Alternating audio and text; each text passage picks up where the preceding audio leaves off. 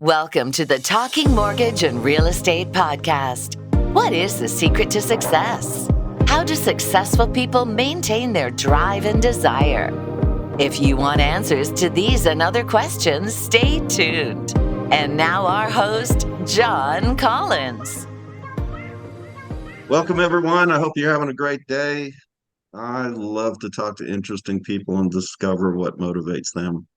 That's what this podcast is about. We take a deep dive into a person's journey of success, and hopefully you can take away small nuggets to make positive changes in your own journey. I know I'm personally inspired by every person I talk to. Everyone's story is different, and we're just going to jump right in it. Today, my guest is Lisa Stepp, and Lisa's company is Step Into Success, but I have a feeling it doesn't end there. So we're going to talk to Lisa a little bit. Welcome to the show, Lisa. Thank you for joining us. Thank you. I appreciate you inviting me and glad to be here. You bet. You bet. I've heard a lot about you. A lot of people talking about you. So, and all good too. So, that's a good thing. That's not always the case, but yeah. Well, you can share what you want with us. Okay. So tell me where you grew up. So I am truly a farm girl at heart. So I grew up in a little town, Carrollton, Ohio, south of Canton, Ohio, where the Football Hall of Fame is. It's like mid-eastern Ohio. My dad was an iron worker. My mom was a nurse. My mom's child number 9 of 10. So I grew up, going to my friends' farm. We lived in town. But I was related to about 90% of the county. So growing up, you couldn't do anything because by the time you got home, your parents already knew about it, right? Had an older sister. And it was just a great childhood. And I think that is what really gave me the foundation. I was able to graduate high school early, went to Australia as a Rotary Exchange student. My mom kind of gave me that travel bug young. So I've always been kind of on the go. My mom will tell you I've been running my mouth since I've been born. I could sell anything. I'm not quite sure where that comes from, but I'm just a pretty empathetic kind of person, right? I've had a lot of success. A lot of people have helped guide me along the way. And I like to say today, I'm truly a Zig Ziglar person that, if you pay it forward, it truly does come back to you tenfold. And that's kind of what I do today. I've become DISC certified in personality profiles. And, that can be an overwhelming challenge, but, I understand my personality, what my strengths are, what my weaknesses are. And no matter what that is, you have to put things in place to accomplish what needs to get accomplished and be honest with yourself that, hey, I'm never going to do that. So you're a D and an I, right? I'm a very high D, very high I, very low S, very low C, So which means explain what that means. So in your personality profile, it's just like, how you attack kind of your everyday life. And then there's 7 core values that go with that. But I could be very demanding. That's my D. I love people. Stability, I'm very low. I don't really like stability. I really enjoy chaos because it kind of makes me focus and okay, there's a million things going on. Okay. Right. And then C kind of represents caution. And again, I'm kind of low. I don't need to be led. Give me a task. I'll figure out how to do it. And that is pretty much spot on. And even though my altruism value is a little on the low side, I really enjoy helping people, right? Mm-hmm. And helping them understand kind of what really is in your DNA that kind of makes you make these decisions and lead you down that path. And that has just become pretty powerful to me along my journey over the last 4 years, because I've had to rebuild my own life a few times over. When my husband of, I think it was 31 years, not shy of 31-year anniversary. Have to go back and think now. 6 days after his 51st birthday, he just dropped over dead one night. He wasn't sick.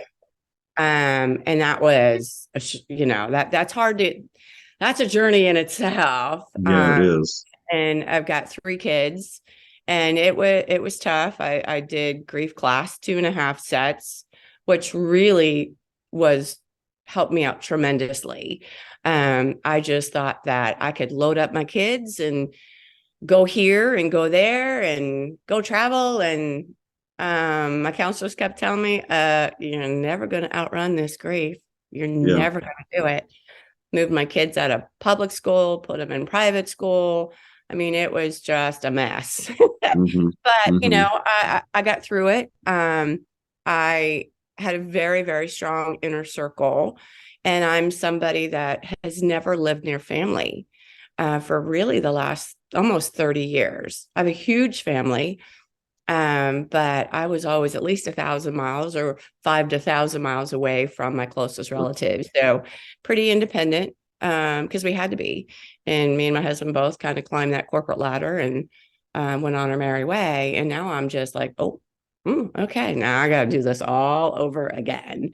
Well, you and I went through the same experience because 3.5 years Absolutely. ago, I lost my wife, and it and the question I guess I want to ask you, because I went through it myself, is how are you different today than you were before that happened?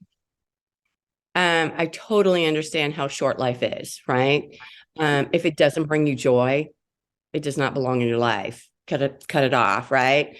And I'm really good at that. And what is the most important thing for me? Like some of that trivial things when we're young, where we're trying to build a business or start our careers, and we work so much, and maybe our kids become second in line. No, right? It's just I want to make it memorable today. I don't Right. know that I'm here tomorrow. So I want to make sure that I've got all my financial stuff and whatever all planned out, because I had to kind of go through that when you don't know what my sister passed away very young, my dad. So I only know sudden death. Like Right. haven't had to watch someone know that there was no hope and, they were eventually going to die. So mine's always been sudden shock. And, that truly did define me. Like, I want to make it memorable today. If it's not worth making it memorable, then don't do it. Understand your weakness. And, you kind of learn that when you go through DISC certification.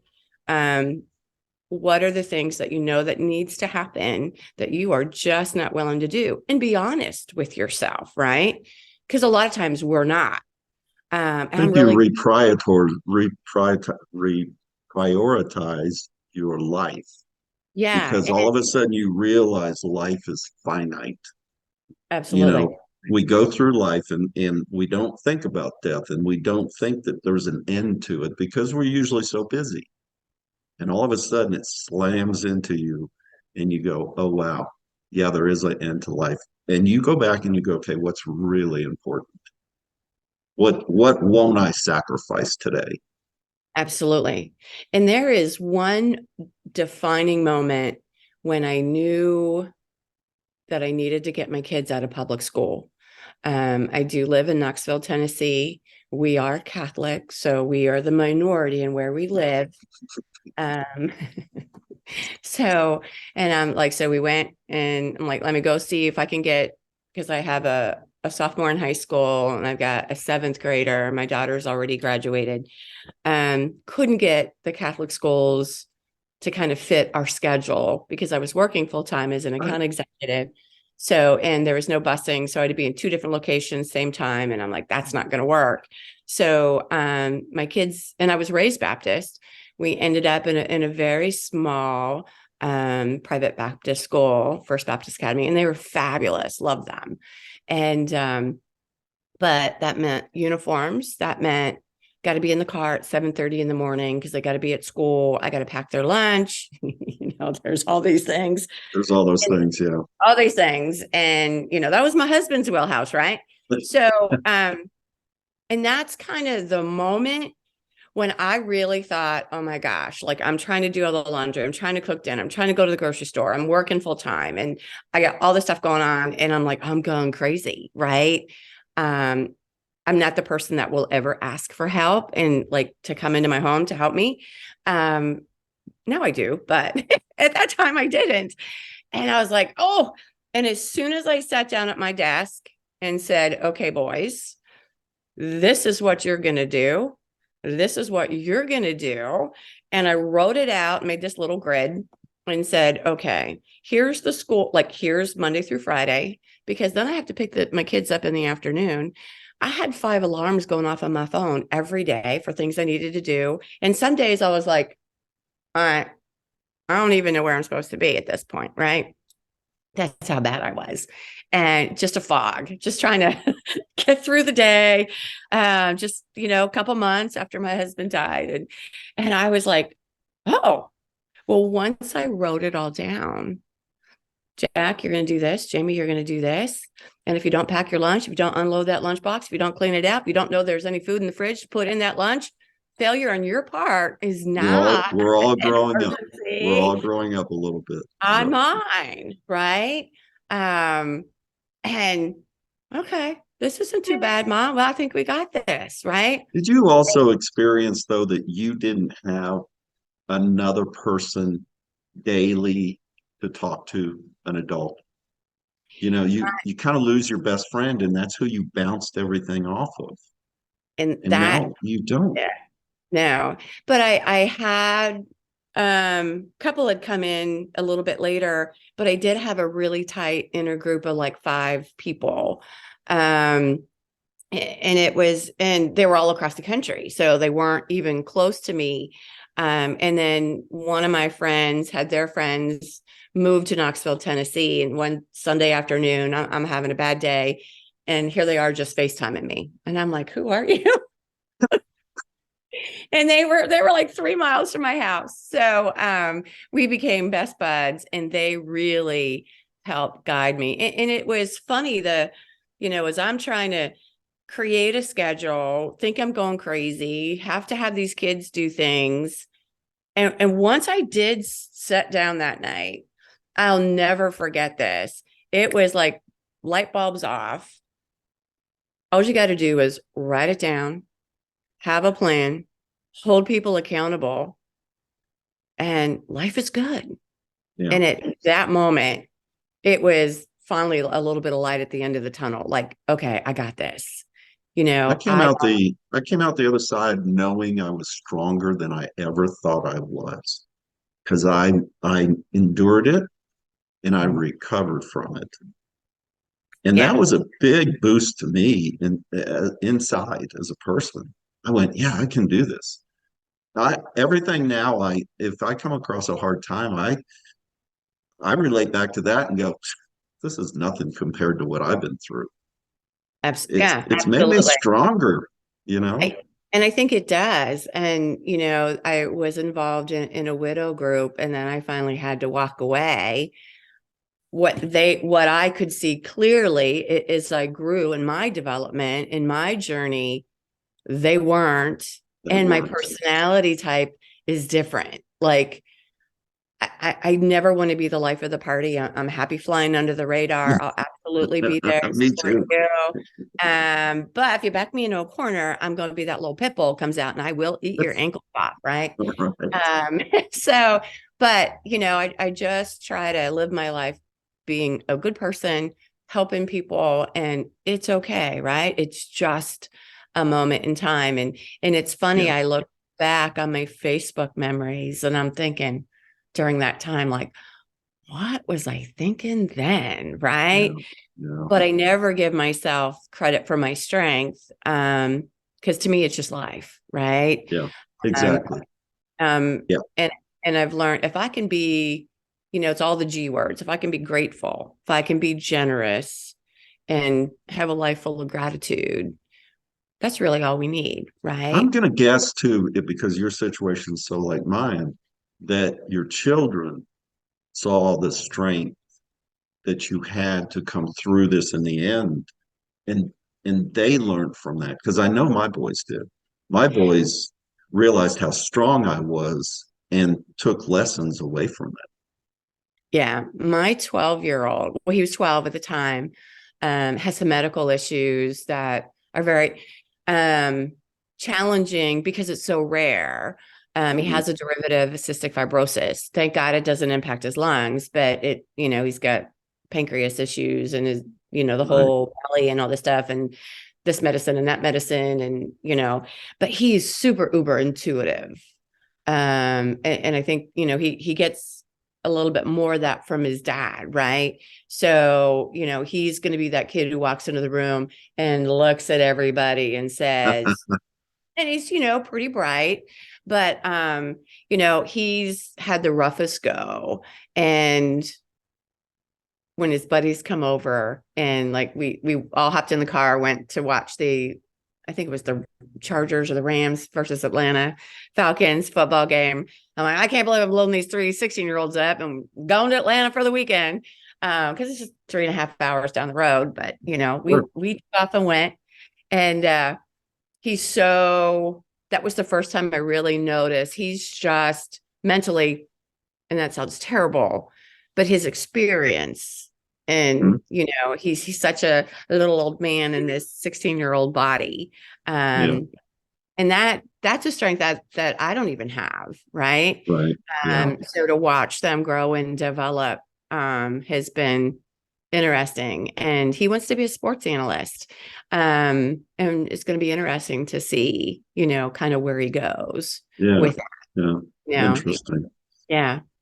Well, let's move on to a little bit about your career path. Tell me where you came from, when you first got into the business, however many years. Yeah, I've got a really crazy mortgage, 20-year veteran. I no longer originate, but I was in the middle of a refinance back in 2001, I guess. Interest rates were like 7% and they quickly fell to 5%. We just moved from Pittsburgh to Minneapolis. And, I got this cold call one night and started the refinance. And they were like, I think I like you. I'm like, what? And I was working for Godiva at the time, running around to all Marshall Fields in Minneapolis. And we were heading into Christmas time. And they're like, I think you need to come work with us. I'm like, what? A mortgage? Like, how's that? So I had to wait.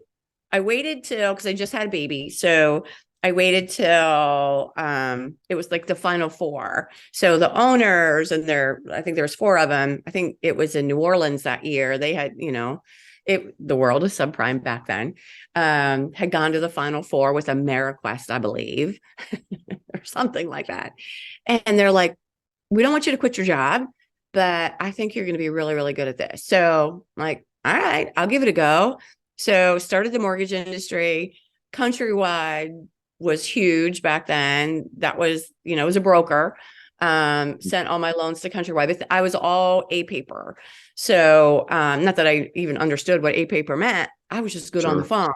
I could talk to people. I wasn't afraid to talk to people. So, I got into one family and they had like 8 siblings. They all need to refinance, and, you got to help people, let them know what you do.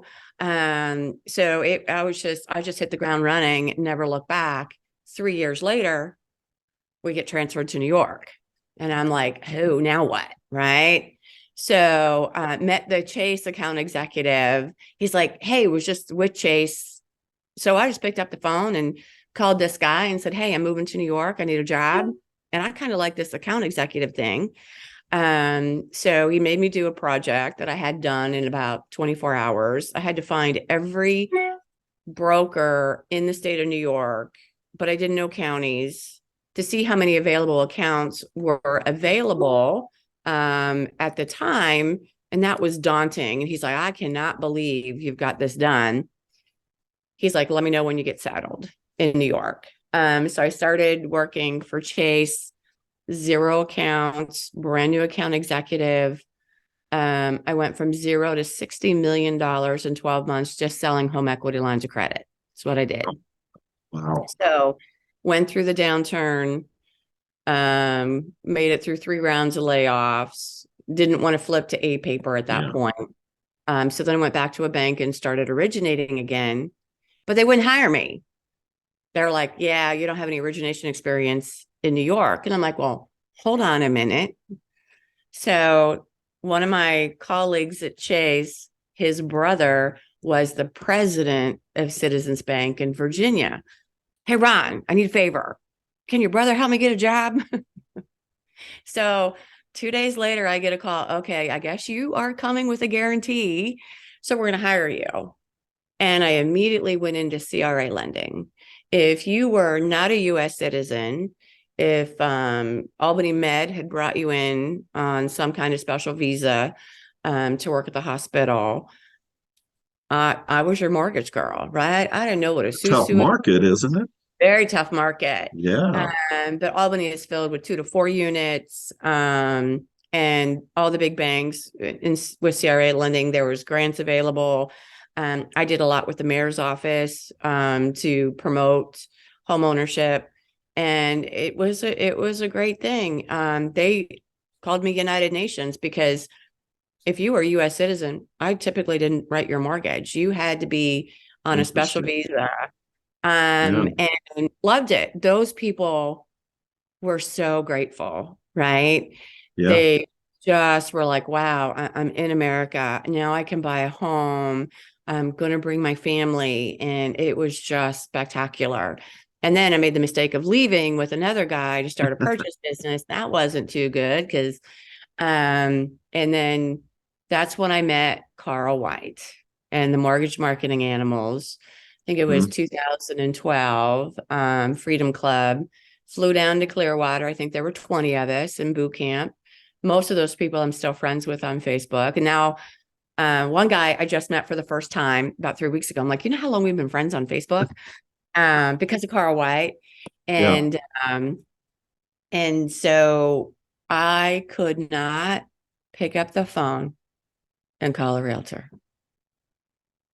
One thing I needed to do, couldn't do it. I hired somebody to do it. They loved him. They still didn't like me.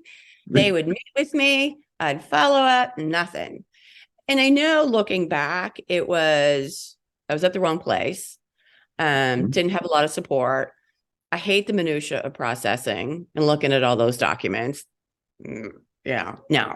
So all those, I mean, I understand that now. So then I went back to account management, went back to correspondent lending. So over the course of my career, I've done everything except capital markets. Highly involved in the national MBA, local chapters. My old boss won the Burton C. Wood Award from the MBA because he started the New York State Mortgage Bankers Association. And has always been a big advocate for me, guided my career along the way, who to know, who to talk to, how to put in my circle. And if you want to be successful, surround yourself with successful people. Right. Right. And so the coaching aspect. So tell me a little bit about that. What does it involve? What does somebody get when they get a coach? So with a coach, it's, we call it the daily success plan. And there's a lot of things that happen in the industry. And when you're running your own branch or your own originator, and if you don't have support, your day can be pulled 30 different directions. So, they call it Freedom Club because we want to teach you freedom, right? So if there is a task that needs to be done, do you have to actually do it yourself? Or can you hire somebody to do it? Can you write a small check to cash a big check? And that's like so many times we take in a task that we need to do in the mortgage industry to complete a mortgage application, but I'm the salesperson. I need to go out and deepen relationships. I don't need to work on that loan. So we put systems and processes in place and just working with an accountability partner. Did you do this today? Why not? What got in your way? There's the accountability with the systems and processes, and they've been doing it for, I think Freedom Club's been around for like 10, 11, 12 years at this point. But when you hold yourself accountable and that we have a new system now, which is fabulous. What did you actually do to become a quote unquote a professional loan getter? And when you work the system and understand, your business has nowhere to go but up. Right. And you always have support. They've done it, they've proven it, and it's kind of like a family network, right? If you have a problem, what are you experiencing? There's 20 plus people that have experienced that, and they're always just willing to help, right? Do you work more with branch with management people, or do you work more with individual LOs? What do you think the spread is? Me personally is I've got, I don't know what my percentage would be, pretty much more LOs, a few branch managers, but under Carl White's umbrella, there's Branch Academy, Freedom Club, Mortgage Marketing Animals. There's like 3 different segments of depending on, what you need. And Freedom Club is kind of like in the middle. But if you're, running huge branches, you're typically with Kevin Gillespie in Branch Academy, because that is more, it's just a different angle, where it's really more finances, understanding the market. So that's different than accountability. You talk to them once a week? Do you have a once a week?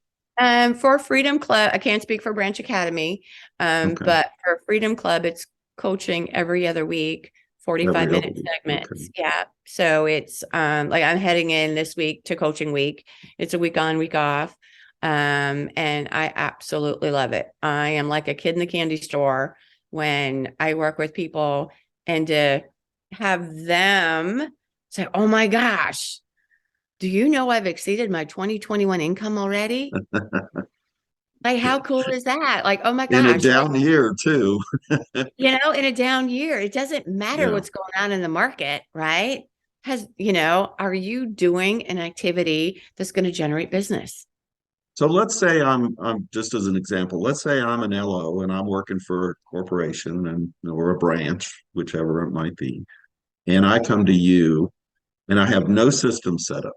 I'm doing the old, wherever I can scrape a lead together. So how do you start with that person? How do you get them? Because I guess what I'm hearing is that there's different ways of offloading responsibilities that someone else can do.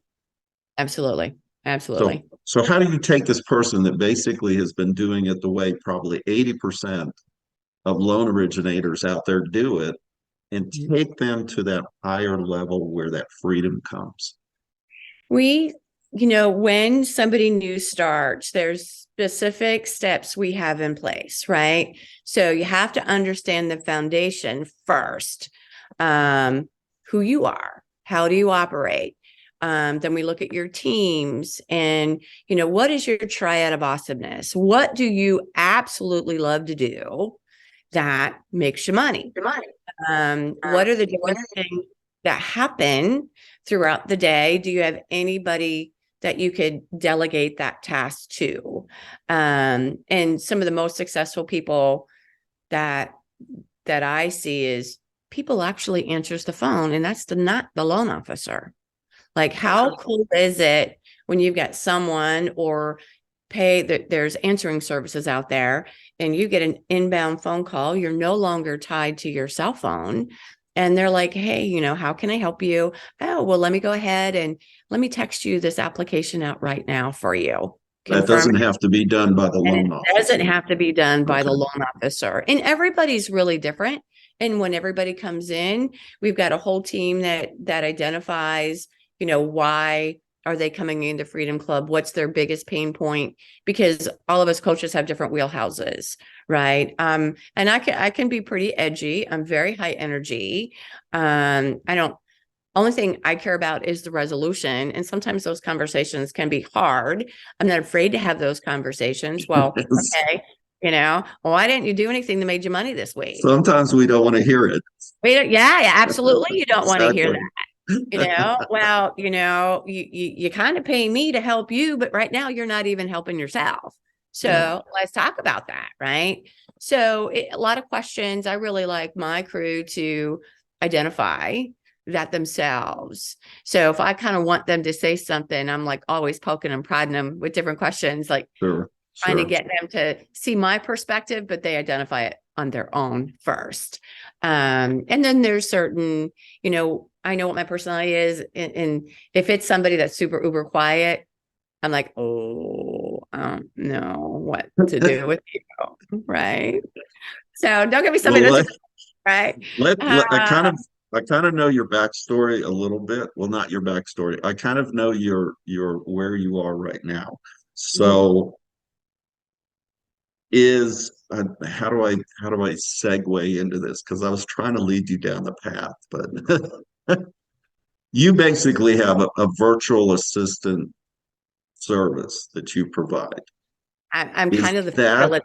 Yes. is Yes. that something that you feel is one of the first things a loan officer should consider to offload some of that work? Now, that's taking into account also that you have this DSP, which I just know a little bit about, but would that be the first step, do you think? Or is it Not identifying and always, not not always. always? Okay. And for me, because I am a coach and how this came about, the people I was working with, and we were all front and center working on whiteboard. And I'm like, look, guys, you have got to start making your phone calls. Nah, I'm terrified. Yeah. This phone weighs 1,000,000 pounds. Cost me my career in origination. I mean, I've had a great career. I was able, because I can call a president of the bank, cold call, no problem. Just not a realtor. Right. So we were literally sitting there and I'm like, hold on a minute. Let me go find my VA from 10 years ago. So I called him, went and said, hey, this is what I want to do. And they were like, okay. So you need people to make appointments for you. And if you can't do it, I figured out a way to get it done. And then we have another coach. They do, like, if you want to hire your own virtual assistant and they work for you full time, there's another person that does that. My crew, they're appointment setters. They call for 2 hours a day. Some are up to 3 hours a day now. And they call people in the daily success plan, 2 out of the 5 aspects, right? So we call realtors to set appointments. Because we're super uber inquisitive, and hey, as a loan officer, hey, realtor, you've got such a successful business. We'd love to, hear about, can you tell me about how you got here? Right. And then we call past database. And not only my crew calls for loan officers, we call for realtors, we call for insurance agents.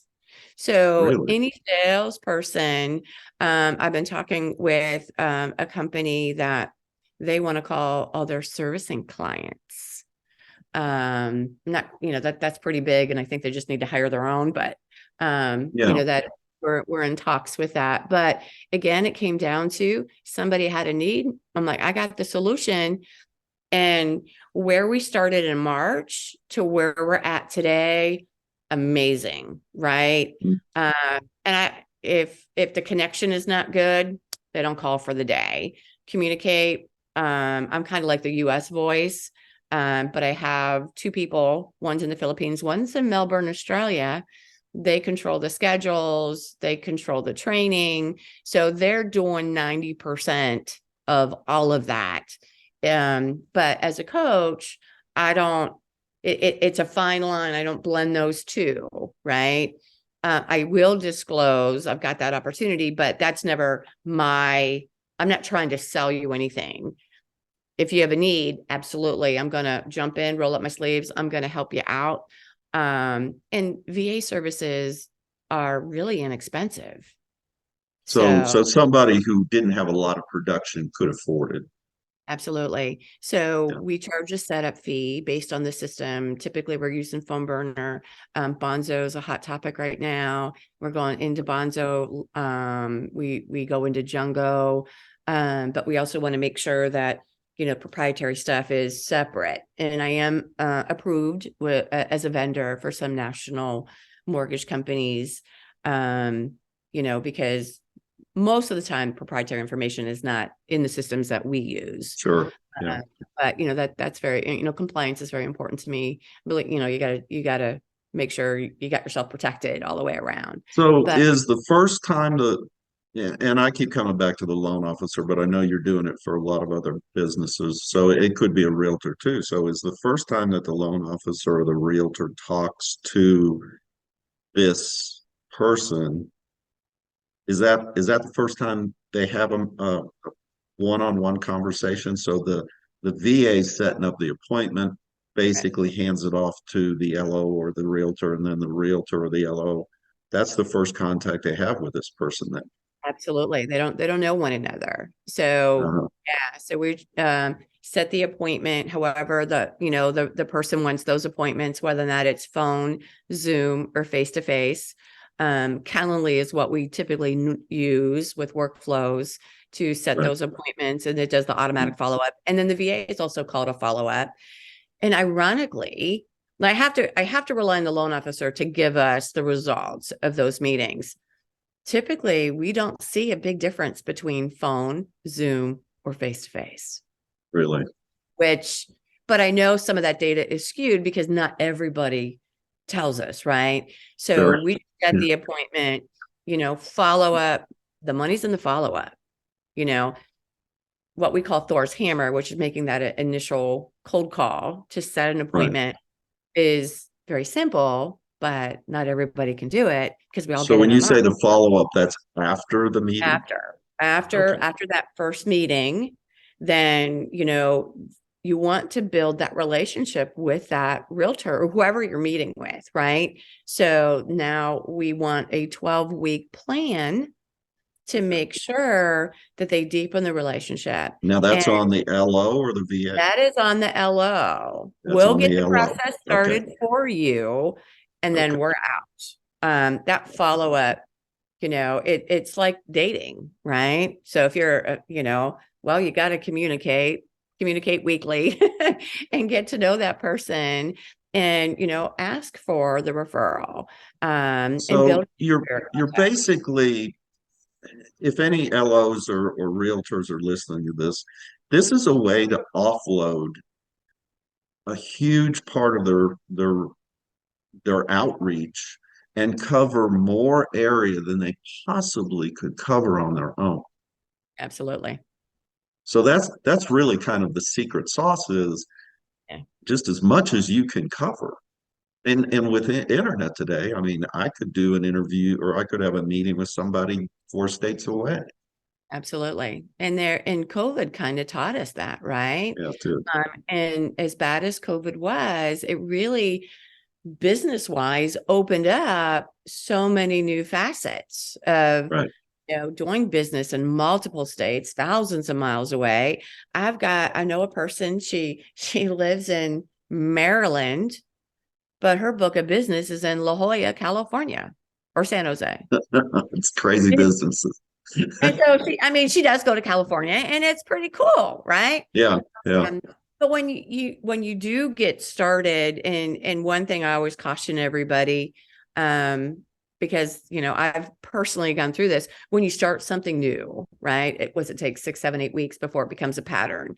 Right. This is a new process. You got to give yourself some grace, and because we want you out there for 3 appointments a day. Now, whether or not that's phone, Zoom, or face to face, whatever.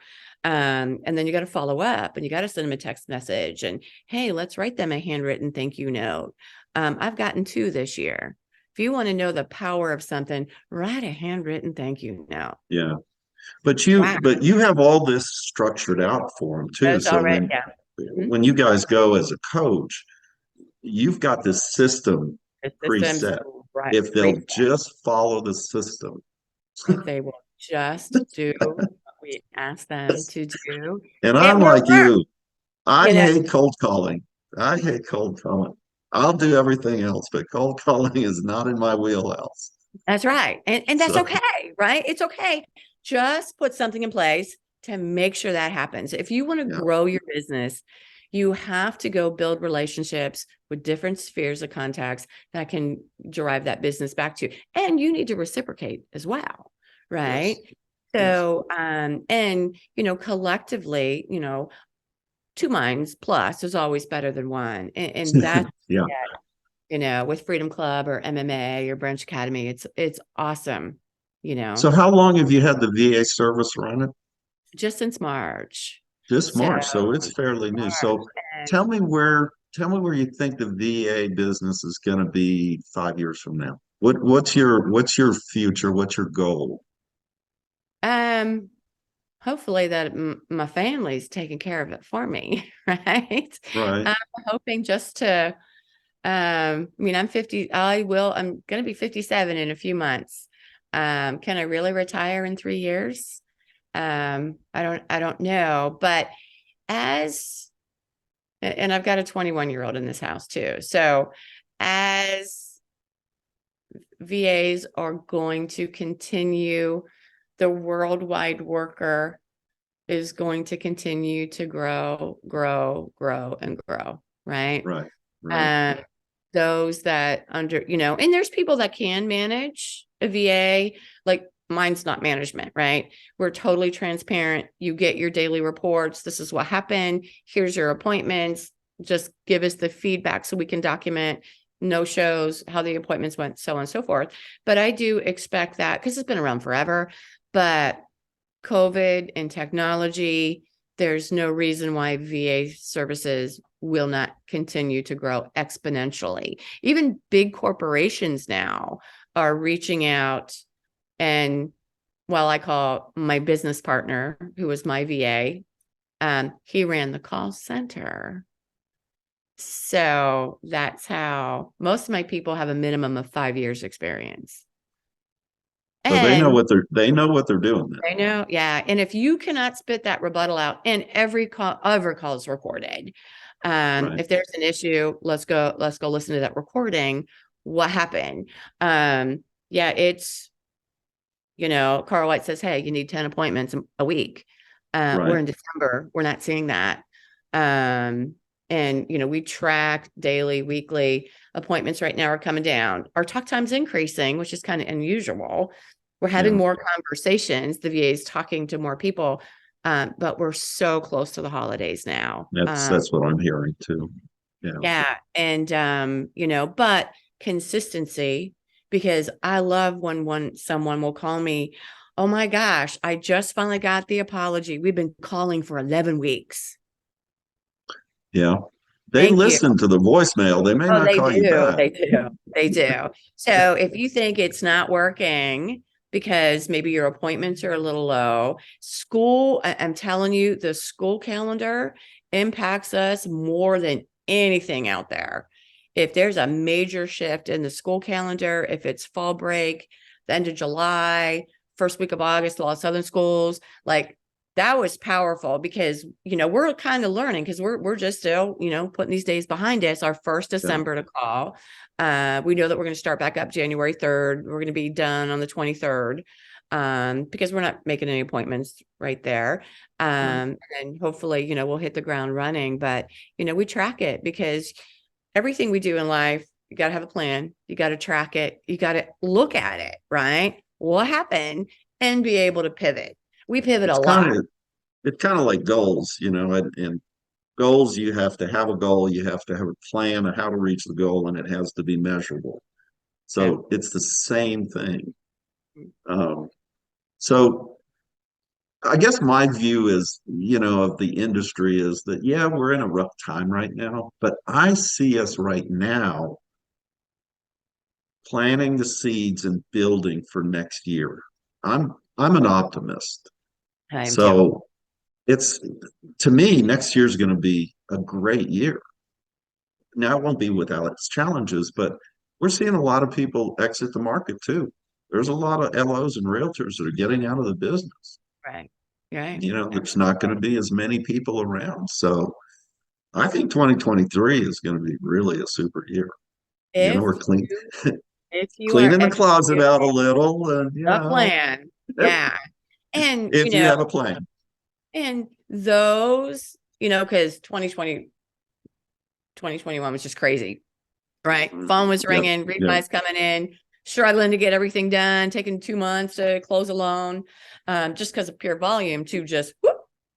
If you lost sight of your purchase business, not following up with your database, not asking the question of, Yeah. asking for the referral. But let me tell you how exciting it is. Oh, it's just May.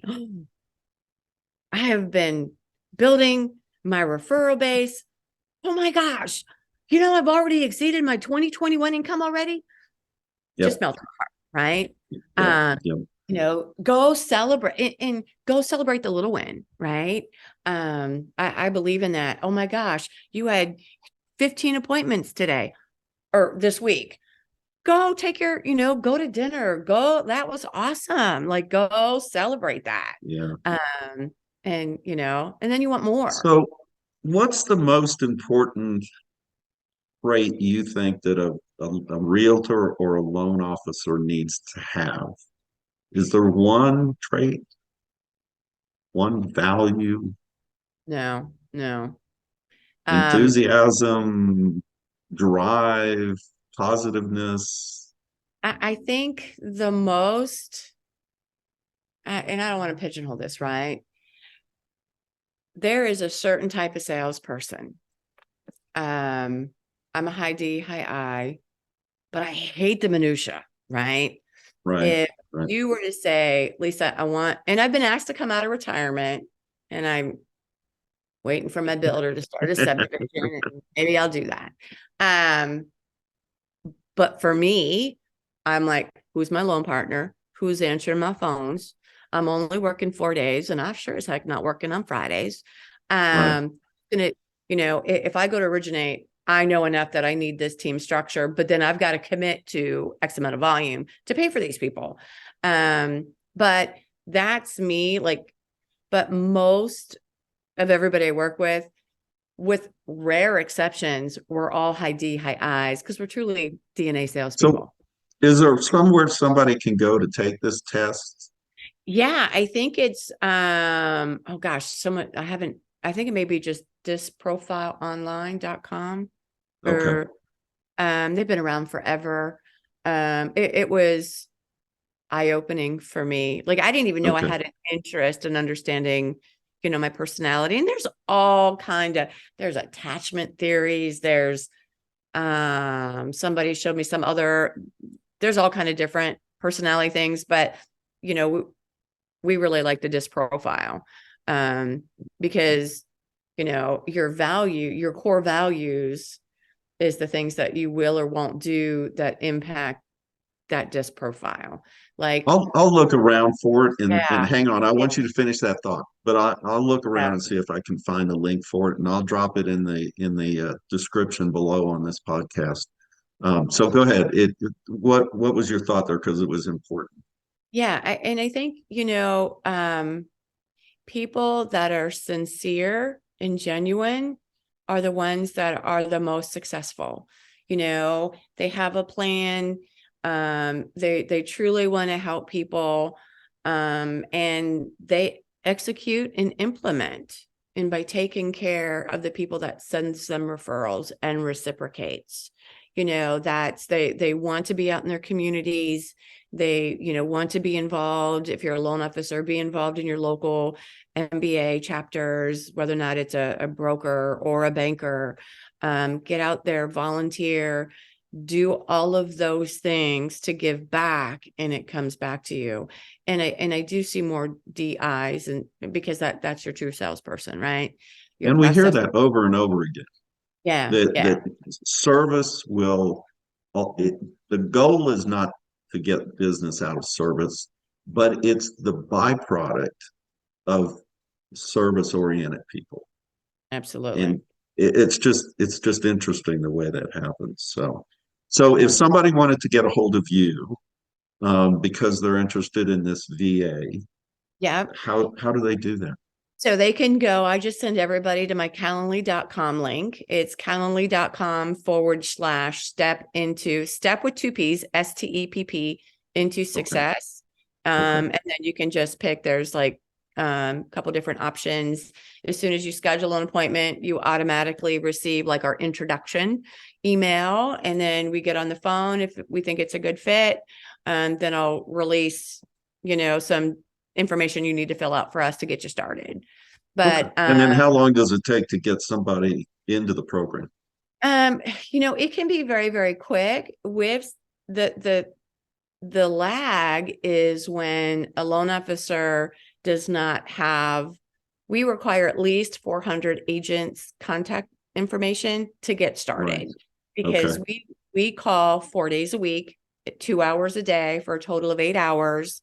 A lot of people come to me and they do not have that list. So I always refer them back to Richard Smith. Okay. I don't even know what they call that list or how you get it.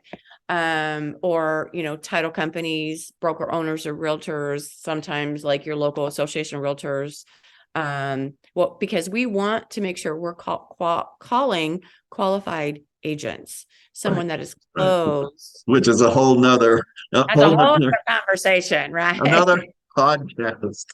But if they contact you, then you can point them in the right direction of, you need this list, and this is how we're Right. going to get you set up. And do they have to have software or just a list? Do they have to have phone burner or Bonzo, or can you? Well, they can do either or, right? Okay. But they have to have one of them. Bonzo, they have to have one of them, and we let Okay. them choose. So we've been really jumping in, trying to learn Bonzo, which is really exciting. But phone burner is still, the holy grail. Sure. Yeah. We can work in Bonzo, but we're not going to get everything that we want right now, but it's worth the wait. Sure. But the most important thing is consistency, Okay. of All right. making those calls. So And I like that. just so my listeners know, I'm not sponsored by Bonzo or phone. Yeah, no. And trust me, we don't, we just kind of like what we like, and, Exactly. don't take any endorsement. But this is what I found works. Right. And, and how receptive is somebody? And this is kind of like my golden rule, right? If I don't call you back within 2 hours, there's a good chance I missed your email. And, but when I coach, I'm always on do not disturb. So coaching weeks, I'm always trying to play catch up. So I will have a VA go in and handle my email for me, because it's important. But if you're going to take the time to reach out to me, you're going to get a response. And if not, text me. But if you start texting me, and that needs to be an email, because I know you need me and I want to get back to you. And I call a company and I want something and I reach out to them and they don't bother to call me back for 48 hours, you're done. I'm out. So here's a little nugget that I want our listeners to remember. None of us got where we are without a mentor. So Absolutely. you need a mentor. So if you're in business, and I don't care what business it is, find yourself a mentor, coach, whatever you want to call it. So we have run way over, and I think we need to do another podcast. This has been so interesting. Thank you so much, Lisa, for joining us. Thank you for having me. Yeah. It's terrific. So, and thanks to my, go ahead. There's something special about helping people, right? Yes, there is. Yes, it just feels good inside. Yeah, absolutely. And I'm all in, right? You need help? Just that 4-letter word is powerful. Yep, it is powerful.